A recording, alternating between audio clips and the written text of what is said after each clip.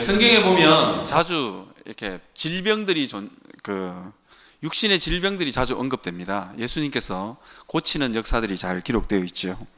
왜 이렇게 많은 질병들이 기록되어 있을까? 이건 우리의 육신의 질병이 우리의 죄의 단면을 잘 보여주고 있기 때문입니다. 오늘 본문에 등장하는 이 중풍병도 마찬가지입니다. 우리의 죄의 단면을 잘 보여주고 있습니다. 중풍병, 우리가 잘 아는 병이죠. 이게 팔다리가 마비되기도 하고 전신이 반신불수가 되기도 하고 어떤 경우에는 전신이 마비되는 그런 병입니다. 병의 정상은 손에 나타나거나 다리에 나타나거나 안 그러면 입에 나타나죠. 그런데 문제는 머리에 있습니다. 머리에 있는 조그마한 혈관 하나가 막히거나 터지면 이런 일이 일어난다 그래요. 죄도 이와 많이 닮았습니다. 죄도 우리가 인생을 살면서 관계에 여러 가지 어려움을 당하기도 하고 또 경제적인 어려움을 당하기도 하고 아니면 여러 가지 모습들의 여러 가지 죄의 형상들이 나타나죠. 그런데 실상을 잘 뜯어다 보면 이게 이제 그 부분의 문제가 아니라 직장 상사와의 문제라든지 이 관계 안에 있는 그 부분의 문제가 아니라 실제로는 우리의 마음이 문제예요. 우리의 마음이 죄로 말미암아 병들었기 때문에 나타나는 현상이다 하는 것입니다. 그래서 성경에 종종 특히 이 누가복음에는 이게 사람들의 질병에 관한 이야기가 굉장히 많습니다. 죄의 단면을 보여주고 있죠. 중풍병은 무엇을 상징하느냐? 하나님 앞에 나아갈 수 없는, 하나님을 찾을 수도 없고 하나님을 만나기를 원치 않는 이 무기력한 인생들의 모습을 잘 표현해 주고 있습니다. 오늘 본문에 등장하는 이 중풍병자도 마찬가지죠. 본인의 힘으로 스스로 걸어서는 예수님께 나아갈 수 없습니다.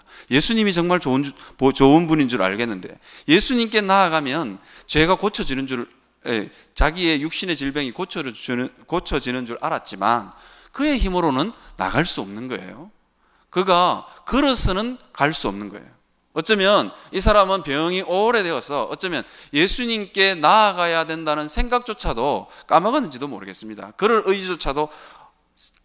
의지조차도 벌써 잊어버리는지도 모르겠어요. 왜냐하면 침상에 누워서 몇 사람인지는 알 수 없지만 4사람 정도 되었던 것 같아요. 사람들이 메어서 이 사람을 데리고 왔기 때문입니다. 여러분, 우리가 이걸 한번 잘 생각해 보았으면 좋겠습니다. 이게 이제 우리의 힘으로는 도저히 하나님 앞에 나아갈 수 없는 상태, 이게 중풍병자의 모습입니다. 우리도 마찬가지입니다. 때때로 우리는 인생을 살면서 하나님 앞에 도저히 나아갈 수 없을 때가 많아요. 여러분, 제가 가끔씩 예배에 사회도 보기도 하고 설교도 하거든요. 근데 가끔씩 아니라 자주 봅니다. 제가 사회를 볼 때마다 이렇게 앉아있는 청중들의 모습을 유심히 봐요. 그런데 정말 일주일의 삶이 얼마나 힘들고 어려웠는지, 이게 찬양을 하는데 입술을 달싹 끓이지 못하는, 입술이 떨어지지 않는 사람도 많아요. 그때마다 목사의 마음이 참 철렁해요. 하나님, 저 찌들린 영혼들 하나님 불쌍히 여겨주십시오. 특히 제가 중고등부를 맡고 있을 때 앞에 선생님이 찬양 인도를 하는데 오도방정을 다 떠는데도 입을 안 열어요, 입을. 그래서 오죽했으면 선생님이 야들아 고함 한번 질러봐라. 그래 고함을 지를 때는 와 한번 질렀다가 찬양하면 입을 꾹 다물어요. 하나님 앞에 도저히 찬양할 수 없는, 힘조차도 없는 그 상태. 여러분, 저는 이제 어머니 기도회를 인도하거든요. 수요일 아침마다 어머니 기도회를 인도합니다. 기도하러 나오신 어머니들 중에서 기도하러 나왔어요. 시간을 내어서 아기를 업고 이렇게 탁 나오셨어요. 대단한 결심이잖아요. 대단한 열심이잖아요. 그런데 기도가 안 되시는 분들이 있어요. 기도하러 나왔는데 기도가 안 되는 거예요. 여러분, 이게 뭐냐? 영적으로 눌려 있다는 거예요. 영적으로 어딘가 한 곳이 고장났어. 기도할 힘이 없고 찬양할 힘이 없고. 예배의 자리도 마찬가지입니다. 설교를 함에도 불구하고, 설교의 자리에 늘 나와 있음에도 불구하고 은혜를 못 받아요. 다른 사람들 다 은혜 받아도 나는 못 받아요. 습관적으로. 어쩌면 이 중풍병자가, 중풍병이 굉장히 심하면 이게 감각이 마비되잖아요. 감각이 마비되듯이 이제 감각이 마비되는 거예요. 아무리 말씀을 해도 감각이 마비되는 거예요. 설교 빨리 안 마치나? 오늘 설교는 왜 이렇게 기나? 다른 사람들은, 옆에 사람들은 눈물, 콧물 바다가 다 됐어요. 말씀이 좋아서 난리예요. 그런데 설교는 목사님 왜 저래 설교가 기나? 그럼 목사님 넥타이는 왜 저렇게 삐뚤어졌나? 이것만 보고 있는 분들이 있죠. 하나님 앞에 나아갈 수 없는 영적인 중풍병자입니다. 중풍병이 머리에 혈관 하나가 막혀서 어떤 사람은 손이, 어떤 사람은 입이, 어떤 사람은 다리가, 어떤 사람은 반신불수가, 어떤 사람은 이게 눈이 이렇게 돌아가는 경우도 있다 그러더라고요. 그와 마찬가지입니다. 우리의 삶의 모습 가운데 어떤 부분에 있어서는 이 중풍병자처럼 정상적으로 작동하지 않는 영역이 있어요. 하나님이 인생들을 굉장히 아름답게 지었음에도 불구하고, 하나님이 인생들을 굉장히 완벽하게 지었음에도 불구하고 작동하지 않는 영역이 있는 거예요. 제 컴퓨터가 지금 우리 교육자실에서 최고 사양을 달리는 컴퓨터가 프린터가 안 돼요. 이거 어디에 고장이 났는지 모르겠어요. 찾을 수가 없어요. 그 부분만 안 되는 거예요. 우리도 그럴 수 있습니다. 영적인 심각한 중풍병이 아니라 할지라도 그 부분은 안 되는 거예요.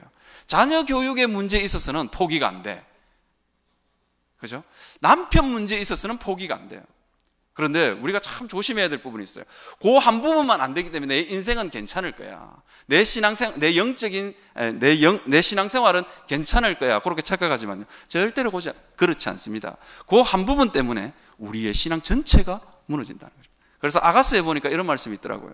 포도원을 허는 작은 여우를 잡아라. 왜냐하면 포도원에 꽃이 피었기 때문이다. 여러분, 꽃이 핀 포도원에 여우 한 마리가 들어오면 어떻게 되겠어요? 꽃이 다 떨어지는 거예요. 열매가 없는 거예요. 그래서 포도원 울타리를 허는 작은 여우를 잡아라, 그렇게 이야기합니다. 여러분, 우리의 신앙생활 가운데 영적인 중풍병처럼 한 곳이 막혀 있으면 하나님 앞에서 뚫어야 돼요. 그 부분을 하나님 앞에 정직하게 내어놓아야 됩니다. 그런데 그게 잘 안 되는 거예요. 저는 저희 아버님 병간호를 하면서 식물 인간이 되신 분을 본 적이 있어요. 우리 아버님이 교통사고가 났는데 이게 뇌출혈이 생겨서 동일한 질병을 앓고 있는 분하고 같이 병실을 썼거든요. 굉장히 무섭고 떨리더라고요. 우리 아버님도 저렇게 되면 어떡하나. 다행히 하나님께서 은혜를 부어주셔서 그렇게 되지 않으셨어요. 근데 식물 인간이 되신 분을 본 적이 있는데요, 정말 무섭더라고요. 밥 먹을 의지와 힘도 없는 거예요. 그러니까 목을 뚫어서 음식물을 넣더라고요. 그리고는 온 가족이 이게 돌려가면서, 이게 사람 몸을 돌려가면서 닦더라고요. 왜 닦냐고 물어보니까 욕창이 생기면 사망한대요. 참 그 모습을 보면서 우리의 모습 같다, 이런 생각을 합니다. 우리가 하나님 앞에서 이와 같을 수 있다는 거예요. 전혀 감각이 없어요. 여러분, 우리가 하나님 앞에서 이런 상태가 종종 우리의 삶 가운데 있을 수 있다는 거예요. 빨리 캐치하고, 내가 이 부분에 대해서는 이게 뭔가 문제가 있구나, 그걸 빨리 캐치하면 되는데 캐치가 잘 안 되는 거예요. 빨리 캐치하고 탁 그러더라고요. 이게 뇌출혈이 탁 왔을 때 손이 떨린다든가, 그럼 빨리 병원 가면 이거 빨리 해결된다 그러더라고요. 약을 먹거나 그러면 빨리 해결된다 그러더라고요. 이걸 빨리 해결해야 되는데 이게 잘 안 되는 거예요. 이게 영적인 무지입니다. 그래서 오래도록 하나님의 은혜를 못 받았음에도 불구하고, 오래도록 나는 하나님 앞에 목 놓아 한번 기도 한번 못 해보신 분들은 하나님 앞에 나는 영적인 중풍병자가 아닌가 한번 돌아보셔야 됩니다. 여러분, 이것을 발견하게 하는 중요한 잣대가 있어요. 오늘 본문에 보면 이 중풍병자는 자기 힘으로 나올 수 없었죠. 자기 힘으로 자기 병을 깨달을 수 없었어요. 그런데 이 중풍병자를 메고 예수님 앞에 간 사람들이 있어요. 여러분, 이게 그래서 우리의 신앙 공동체가 굉장히 중요한 거예요. 내가 영적으로 바로 서 있는지, 내 신앙은 정상인지를 평가하는 기준이 뭐냐? 신앙 공동체라는 거예요. 왜 우리가 교회에 모여서 예배를 드리냐? 저는 가끔씩 전도하다 보면 이런 분이 있어요. 나는 내 혼자 신앙 잘 지키고 살 수 있어요. 그런 분이 있어요. 절대로 그렇지 않습니다. 혼자서 신앙생활을 하는 분 거짓말입니다. 여러분, 이걸 한번 잘 생각해 보십시오. 여러분 가족들이 한 명은 미국에, 한 명은 유럽에, 한 명은 한국에, 한 명은 중국에 산다고 해보십시오. 마음이 안 아프면 비정상이죠. 아니면 여러분이 자녀를 낳았어요. 한 명 자녀를 낳아서 우리 자녀 미국에 보내야지. 미국에 보냈어요. 그 자녀가 정상적으로 클까요? 아니면 그 부모의 마음이 정상일까요? 정상이 아니겠죠. 마찬가지입니다. 그래서 우리는 신앙 공동체가 굉장히 중요합니다. 특히 우리 시민교회처럼 이 규모가 큰 교회 안에서는 소그룹이 굉장히 중요합니다. 누군가의 마음을 흘려보낼 수 있는 사람. 오늘 이 중풍병자를 예수님께 메고 온 사람들이 있죠. 이 중풍병자가 어떻게 치유를 받았느냐? 그들의 믿음이에요. 중풍병자의 믿음이 아니에요. 그들의 믿음을 보고 예수님이 중풍병자를 고쳐주셨어요. 우리가 이것을 한번 잘 묵상하고 살펴봤으면 좋겠어요. 이게 우리가 교회 안에서 소그룹을 한다는 것은 대단한 축복입니다. 엄청난 축복입니다. 왜? 거기에 가야만 내 신앙에 병든 것도, 내 신앙의 중풍병도 발견할 수 있기 때문입니다. 여러분, 이런 말을 하더라고요. 무슨 말을 하냐면 이런 말이 있어요. 물과 사람의 감정은 흘러야 한다. 여러분, 고인 물은 반드시 섞게 되어 있죠. 마찬가지입니다. 사람의 감정은 흐르지 않으면 섞습니다. 누군가랑 공감하고 누군가랑 교제해야만 섞지 않습니다. 병들지 않습니다. 물을 가만히 흐르는 물이 아닌 고인 물을 만들어 보십시오. 반드시 그 물은 섞습니다. 사람의 마음도 마찬가지입니다. 그래서 우리가 순모임을 하거나 소그룹을 하면서 이야기를 하는 거예요. 여러분, 교회에서 설교 듣는 것만으로 충분하지 않습니다. 설교 듣는 것만으로 충분하지 않습니다. 소그룹에 가셔서 교제하셔야 됩니다. 소그룹에 가셔서 자기의 마음을 나누어야 됩니다. 제가 어느 순에 신방을 간 적이 있어요. 순모임에 신방을 간 적이 있어요. 이게 집사님 한 분이 식사 대접을 해주셨어요. 그리고는 이렇게 순원들을 다 초청했어요. 젊은 신혼부부 순원들을 다 초청해 주셨어요. 그리고 이제 밥을 다 먹고 이야기도 좀 하고 이제 아기 있는 이 젊은 신혼부부들이 우르르륵 이제 집에 가게 되었어요. 그런데 세 분은 남는 거예요. 왜 남을까? 남의 집에 저렇게 오래 있으면 되나 하는 그런 생각을 속으로 하고 있었는데, 집사님 같이 안 가세요? 그렇게 물으니까 이렇게 대답하더라고요. 그 집사님이 혼자 사세요. 그러니까 우르르 다 빠져나가고 나면 마음이 허전할 것 같아서 우리는 좀 더 있다가 갈 거예요. 그런 거예요. 서로 사랑하는 거죠. 서로 그 마음을 헤아려 주는 거죠. 여러분, 아주 작은 부분이지만 그렇게 누군가를 생각해 주는 그 마음, 그것 때문에 치유가 일어나고 회복이 일어납니다. 우리의 소그룹에 이것이 필요합니다. 요한 1서에 보니까 예수님이 사도 요한이 이렇게 말했습니다. 어느 때나 하나님을 본 사람이 없으되 만일 우리가 서로 사랑하면 하나님이 우리 안에 거하시고 그의 사랑이 우리 안에 온전히 이루어지느니라. 그렇게 얘기합니다. 하나님이 어디 계시느냐? 우리가 서로 사랑하는 그곳에 하나님이 계신대요. 하나님의 역사가 어디에서 일어나느냐? 우리가 사랑하는 곳에. 여러분, 우리는 참 이 하나님의 역사들을 많이 기대합니다. 도대체 하나님 어디 계실까? 그런 생각을 할 때가 많습니다. 어디에 있느냐? 여러분 순원들을, 여러분 주변에 있는 형제자매들을 진실로 사랑하는 그곳에 하나님이 계십니다. 여러분, 이걸 우리가 한번 잘 생각하고 묵상해 보았으면 좋겠어요. 이게 하나님이 거기에 계신다. 여러분, 가끔씩 교회에 제가 세가족 팀을 맡고 있잖아요. 가끔씩 저는요, 순모임도 싫고요, 청년부도 싫고요, 다 싫어요. 제발 저를 노터치 해주세요. 그런 분들이 계세요. 그럴 때마다 참 마음이 아파요. 제발 노터치 해주세요. 이분의 신앙이 성장할 수 있을까? 반드시 병들게 되어 있습니다. 반드시 그 성도는 병들게 되어 있습니다. 오늘 본문에 보면 도저히 하나님 앞에 나아갈 수 없는 중풍병자를 4명의 사람이, 아니면 오늘 본문은 4명인지 몇 명인지 정확하게 말하고 있지 않지만 하여튼 사람을 메고 오는 그들이 있었다는 것을 여러분 기억했으면 좋겠습니다. 그들의 믿음을 보고 예수님이 중풍병자를 고쳐주셨다는 것입니다. 나는 도저히 하나님 앞에 일어설 수 없는데 내 옆에 나를 위해서 기도하는 사람이 있는 거예요.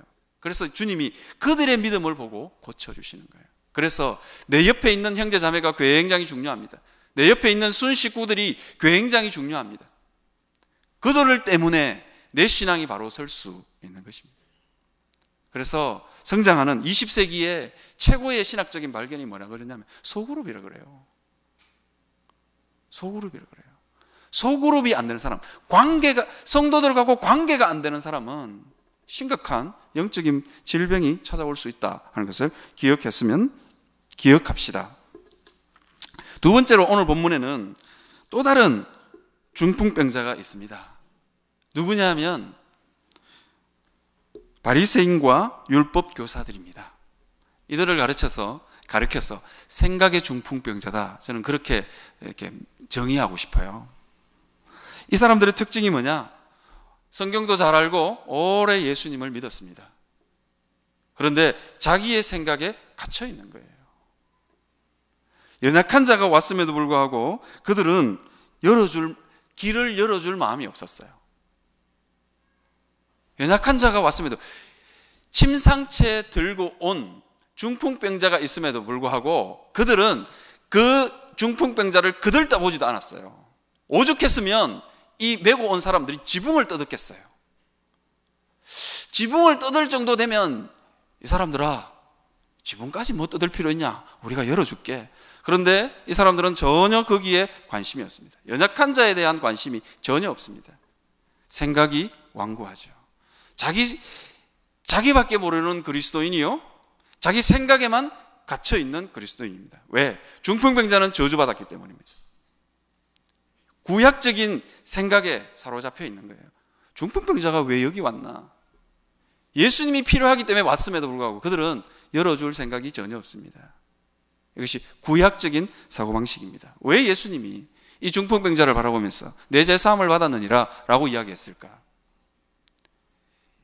이 바리새인들과 율법 교사들에게 예수님은 구약의 시대는 가고 은혜의 시대인 신약 시대가 왔다는 걸 말해주는 거예요. 죄의 근본적인 문제를 치유하는 시대가 왔다. 예수님은 그 말씀을 하시고 싶은 거예요.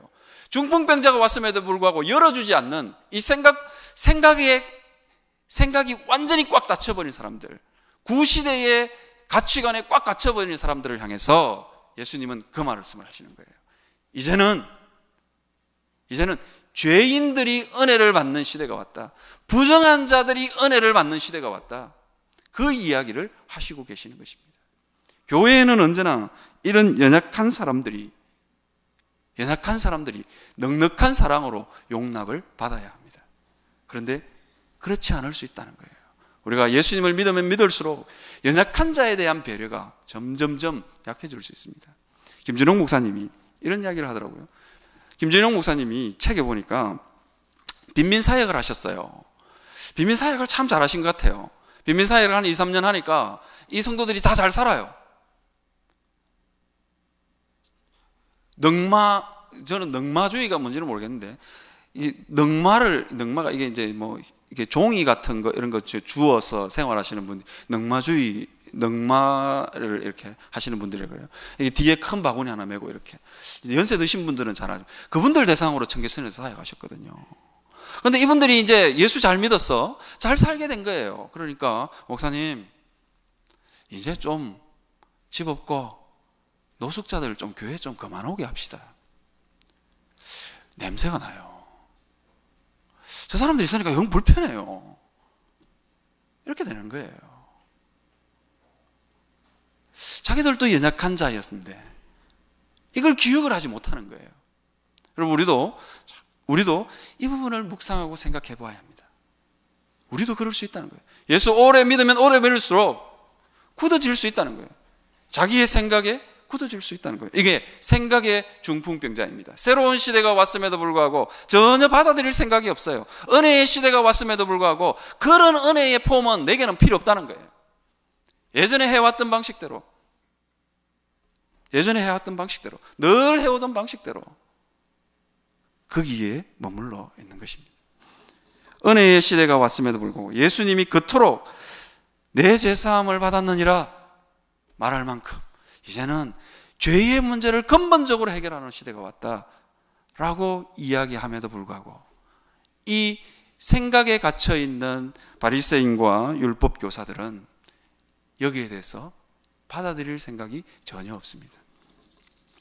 생각의 중풍병자들입니다. 여러분, 우리가 하나님 앞에서 늘 굳어지지 않기 위해서 발버둥 치셔야 됩니다. 생각은 유연하게, 그리고 믿음은 흔들림 없이 자꾸만 생각을 유연하게 가지셔야 돼요.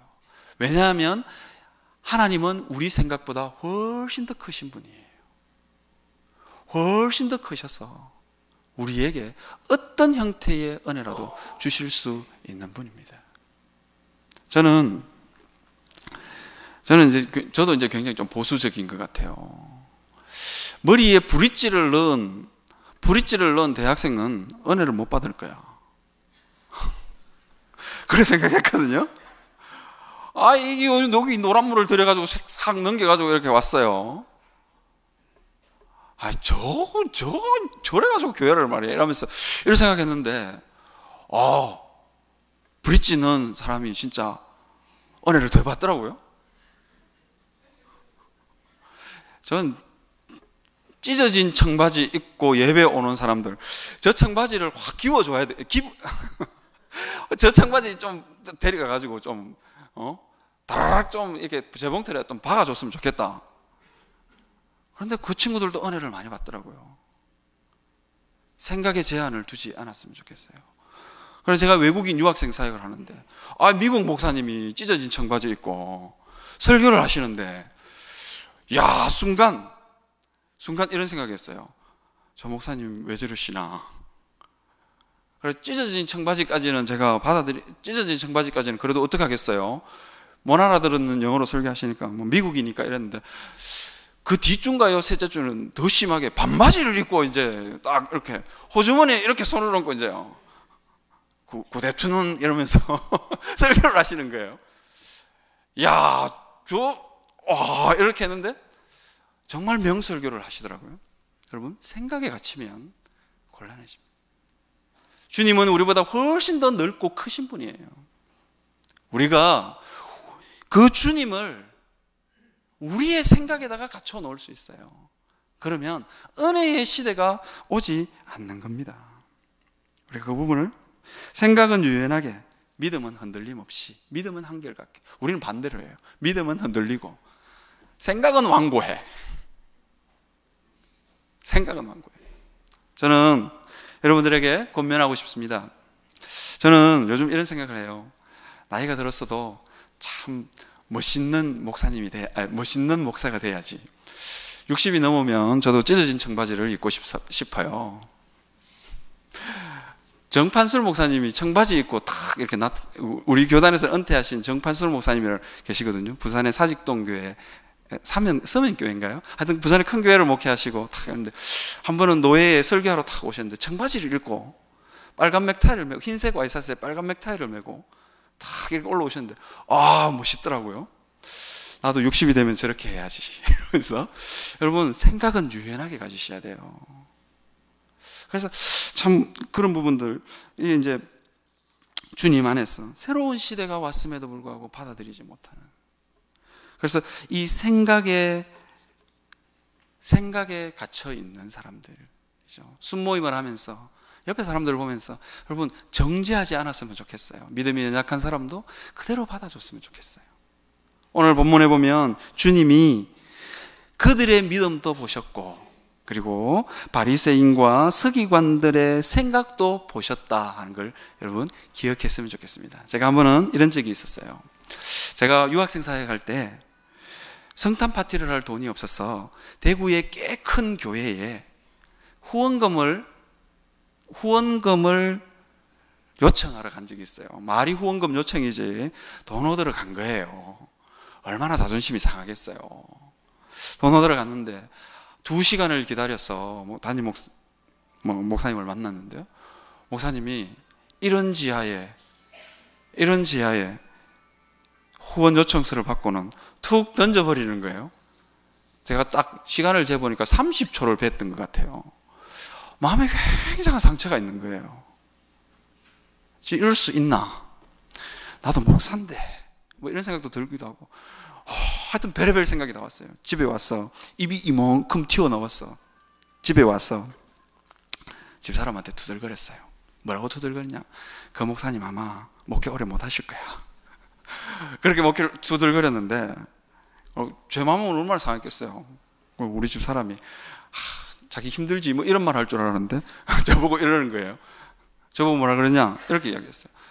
그 목사님이 그 비판을 받을 만하지 않으면 자기에게로 그게 돌아오니까 그런 생각은 꿈에도 하지 말라고 그러더라고요. 그래서 성경을 가만히 뒤져보니까 이런 말이 있어요. 비판받지 않으려거든 비판하지 말라. 너희가 헤아리는 그 헤아림으로 너희도 헤아림을 받을 것이다. 그때부터 저는요, 되도록이면 생각도 그런 생각 안 하려고 노력해요. 왜? 그 생각에 내가 갇히기 때문이에요. 그죠? 내가 헤아리는 그 헤아림으로 하나님이 나를 헤아리신다고 생각하니까 끔찍한 거예요. 저도 그 목사님보다 더 했으면 더 했지 못하지는 않거든요. 그리고 저는 그 목사님이 혹시 알아요? 그냥 그날은 부부싸움하고 와서 후원금을 못 주는 행편이었는지 어떻게 알아요? 나중에 해피엔딩이긴 하지만 나중에 그 목사님이 1년 지나고 후원금을 넣어주셨어요. 그래서 그런 생각하면 안 되는구나. 목사님 그날은 어디 가서 들이받치셨나? 아니면 뭐 자녀가 시험을 쳤는데 떨어지셨나? 뭐 별 생각을 다 했어요. 여러분, 우리가 생각조차도 순모임 하면 여러 가지 종류의 사람들이 다 있죠. 저 사람은 왜 저럴까? 왜 순장 말을 안 들어? 뭐 이런 사람도 있고, 왜 저 사람만 오면 순모임 분위기가 확 깨져? 뭐 이런 분들이 종종 있잖아요. 그렇더라도 정지하지 마시고 믿음으로 바라보셨으면 좋겠어요. 내 믿음이 저 사람의 신앙을 업그레이드 시킨다. 그죠? 내 믿음이 하나님, 내 믿음을 보시고 저 사람을 변화시켜 주십시오. 왜 저 사람은 안 바뀔까? 저 사람은 끝끝내 안 바뀔 거야. 그렇게 생각하지 마시고요. 저 사람이 안 바뀌는 이유는 내가 믿음이 없었어요. 그래요? 그들의 믿음을 보고 중풍병자를 고쳐주셨으니까 내가 믿음이 없는 거예요. 그러면서 주님, 나도 불쌍히 여겨주시고 저 사람도 불쌍히 여겨주십시오. 그렇게 기도할 수 있는 여러분이 되셨으면 좋겠습니다. 말씀을 마치려고 합니다. 소그룹은 굉장히 중요합니다.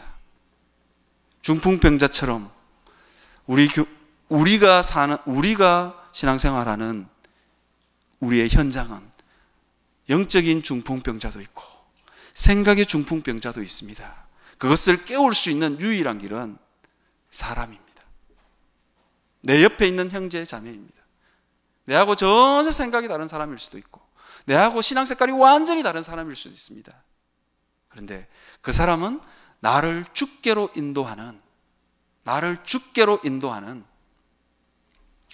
중풍병자를 메고 온 자들이라는 것을 기억하셨으면 좋겠습니다. 그래서 주님 감사합니다. 이런 사람을 붙여주셔서 나를 치유해 가시는군요. 그렇게 고백할 수 있는 사랑하는 성도님들이 되시기를 바랍니다.